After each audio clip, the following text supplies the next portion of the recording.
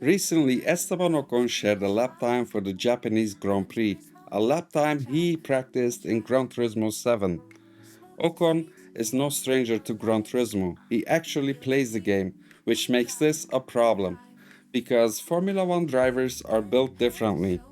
They can brake sharper, they have smooth lines, and they find grip where there is none. So naturally, I felt challenged.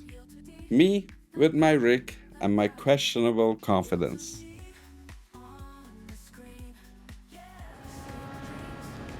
Now let's be real for a second. I am nowhere near the pace or the skill level of Esteban Ocon, not even close. So instead of trying to beat him, I'm approaching this like a Gran Turismo 7 time trial challenge, where it's not about beating his monster lap, but it's about how close you can get. Within 10%, that's bronze. Within 5%, that's silver. And within 3%, that's gold. And that is the target. Now, you might be thinking, wait a minute, there are no modern Formula 1 cars in Gran Turismo 7? And yeah, you'd be right. But Gran Turismo 7 does have something pretty close. Super Formula cars. Lightweight, insanely fast, and honestly, way more than I can handle. And that's exactly what Esteban Ocon used to set his lap time. So yeah, that's what I'll be using too. Now, about the track. Suzuka is built in 1962. It's famous for its unique figure-8 layout. It's one of the most iconic racing tracks in the world. The track is fast, flowing, and very technical. Suzuka is simple to understand, but incredibly hard to master. A true driver's track. And with that said, this is the time of Esteban Ocon. Now that we know the lap time, we can calculate the challenge. This will not be easy. While preparing and seeking a setup for this challenge, I noticed something. My car had less max power because of oil wear. I made sure I had fresh oil first before starting the challenge.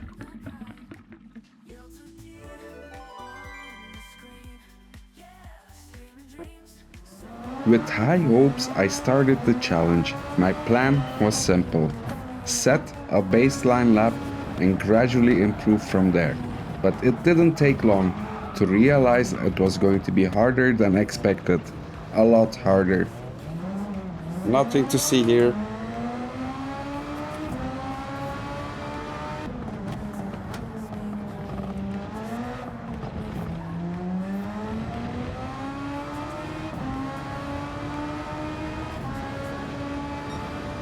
All right, let's push. After a rocky start, I finally started making progress. On my second lap, I hit bronze. And somehow, on lap 4, I reached silver. All right, we are getting closer. It started to feel like maybe, just maybe, this challenge was possible. But then again, I wasn't even close to the limit yet. On lap 9, I found more time. And finally we got a new time on the board. A proper improvement. Not perfect, but progress. And at this point, I was starting to believe a better time was actually possible.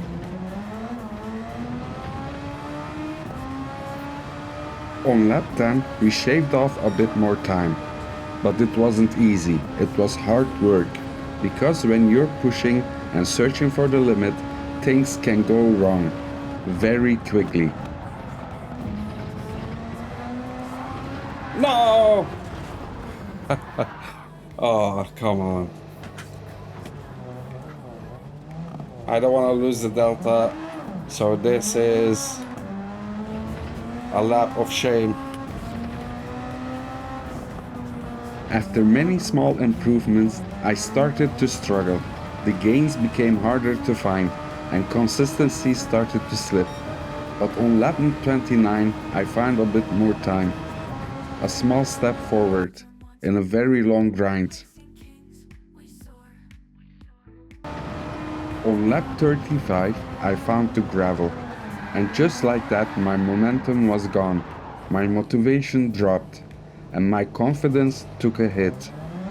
Everything I had built up felt like it was slipping away. On lap 45 I spun again. Everything went wrong in an instant, and for a moment everything just stopped. No speed, no progress, just silence.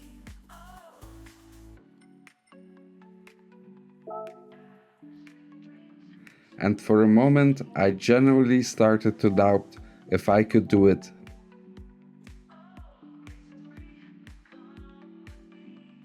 After a short break, a new shirt for good luck and some yummy in my tummy, I was ready to give it another try.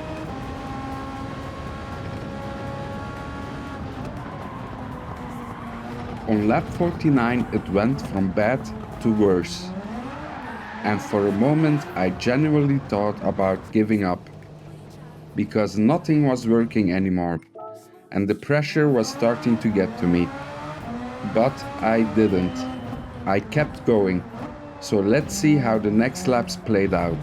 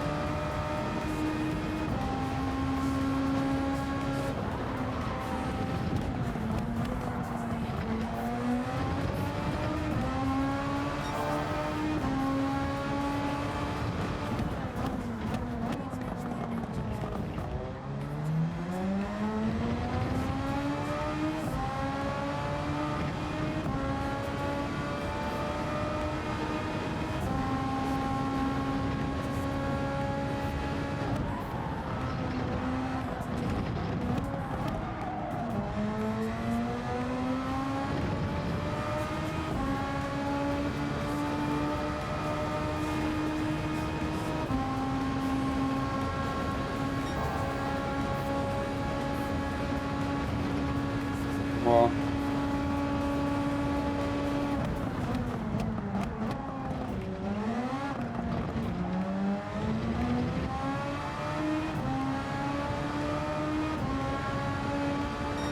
yes! We did it! I've shared my record replay, so feel free to chase my time. And if you want to take on the challenge yourself, I've put all the details in a file. You can find everything in the description. Simply lovely. Thank you for watching. Now it's your turn. Do you accept the challenge?